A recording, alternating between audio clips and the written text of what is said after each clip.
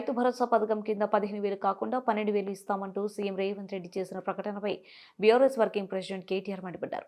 మోసానికి మారు పేరు కాంగ్రెస్ పార్టీ అంటూ ఫైర్ అయ్యారు. దోకాలకు కేర్ ఆఫ్ కాంగ్రెస్ అన్నారు. రైతు ద్రోహి ముఖ్యమంత్రి రేవంత్ రెడ్డి, రైతుల వ్యతిరేకి కాంగ్రెస్ ప్రభుత్వమని ధ్వజమెత్తారు. వరంగల్ డిక్లరేషన్ అబద్దమని రాహుల్ గాంధీ ఓరుగొర్రెలో చేసిన ప్రకటన బూటమని ఆగ్రహం వ్యక్తం చేశారు.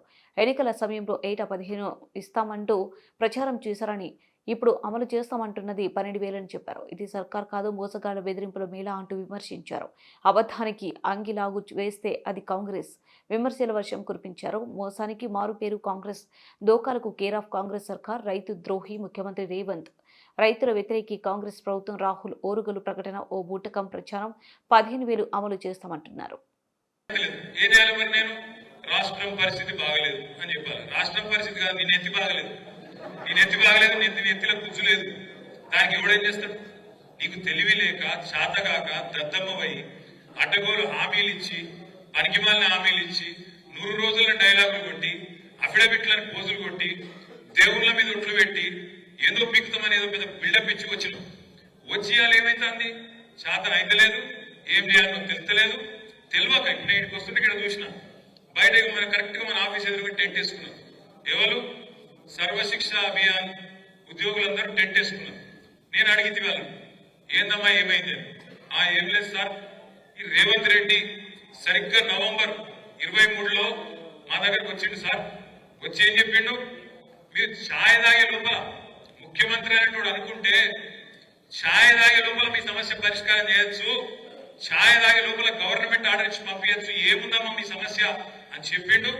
చెప్పుడే కాదు, నన్ను గెలిపియండి, నేను పిలుచుకుంటా, ఛాయ్ తాగిపిస్తా, ఛాయ్ తాగే లోపల జీవో ఇచ్చి పంపిస్తా అని చెప్పిండు. అన్న మరి ఆయన ఛాయ్ పత్తి దొరుకుతలేదా, బాగా దొరుకుతలేవా, నీళ్లు దొరుకుతలేవా, ఏం దొరుకుతలేదో మాకు అర్థం కాక టెంట్ వేసుకొని కూర్చున్నాం అన్నారు.